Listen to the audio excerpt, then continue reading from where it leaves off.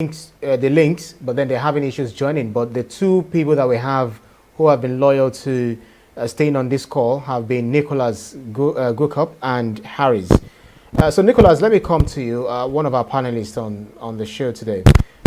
What do you have to say to this last topic of ours, very quickly?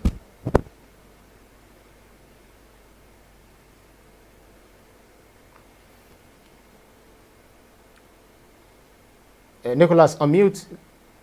Okay, can you hear me? Carry on. Yeah, I have to be loyal. I've been following Babajide for more than 10 years. But if it is 5 o'clock and my wife did not see me, she will ask me, would I come and listen to journalist hangout? What I will say is that it's just in form of a question. Since the case is in court, I would like to ask Babajide, because we have a lot of issues, a lot of judgments from our election tribunal that are based on things that one cannot even say affects the election. Please, Babajide, don't you think that our tribunal should be basing their judgment based on numbers rather than other things like maybe nomination, certificate, or whatever?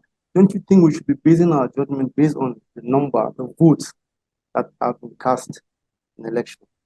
You mean? Please, I need your you mean to you mean for them not to use technicalities, have you? Yes, sir. I think that's the right thing. If you look at what happened in Nasarawa, you see what the tribunal did.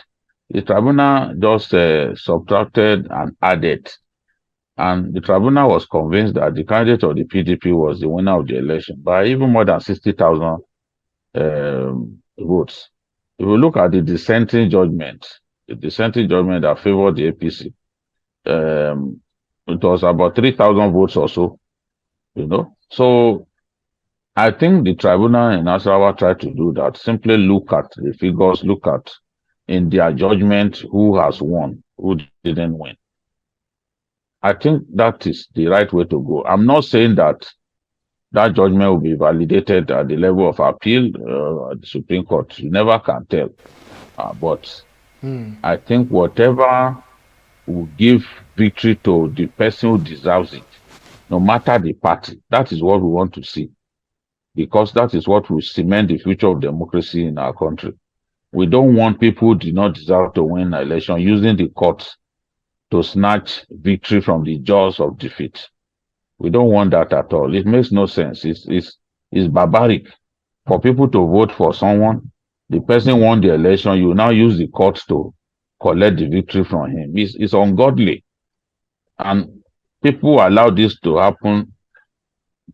I can assure them that in the hereafter, they are going to suffer for such glaring injustice. So I'm for democracy, and democracy is a game of numbers, just as you said, and that is what should prevail. Interesting. Good contribution, Nicholas, and thank you so much, BKO, for providing response to that. Harris, I think you've been on mute. You're still on this call. Very quickly, let's get your contribution or your question. Very quickly. Okay. The message itself. What I want to contribute is, it's quite unfortunate that Atiku is going to this length. This is a man that when Sheyi was wedding, tried to wed, he brought you in as the father of that occasion. To show it's just, to me, it's just quite unfortunate that he's going to the extent to find out. It's only a simple person that will see a Jagaban and say this man is not educated.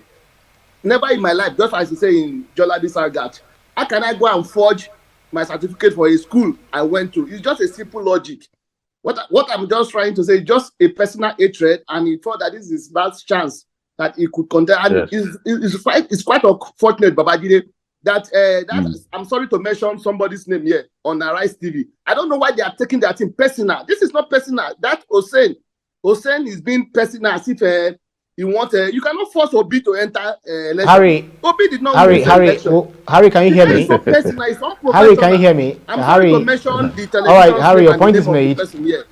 Your point is Your point is made, Harry. I think it's better we just stay on the issues. There's no need mentioning other journalists and all of that. People are entitled to their opinion. You just make your point. We would like to allow you to land up on your point without having to. You will mention never hear me name. mention their name. In fact, I will be diminishing myself to be mentioning names of a journalist that is by far my junior in age and in the profession. Not support it. That's right. Because of our time, we need to call it a wrap. Unfortunately, we're not able to have the 3 other people who received the invite, who received the Zoom invite to join this program. They were not able to join the call. But the two. What this means, Ibrahim? What this means is that we have to do this a lot more. We have to make it as interactive as possible. Let's do this again so that our viewers can take advantage and interface with us directly the way they've done today. I think that would be good. Absolutely, it's very interesting. I enjoyed it myself. And that's really added more color to the program. So we can build on that. We can build on that. Absolutely, BKO.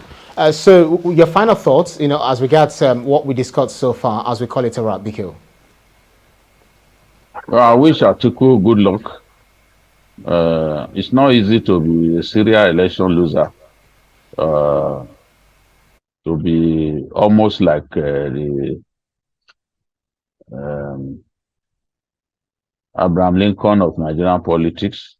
The only difference is that Abraham Lincoln, after several failures, eventually became president. I think Atiku is chasing his record. I wish him good luck. His desire to destroy his friend, stab his friend, and irreparably damage his friend's image. But I also wish the Supreme Court good luck. I wish them Godspeed as they adjudicate on this matter and do the what's best for our country.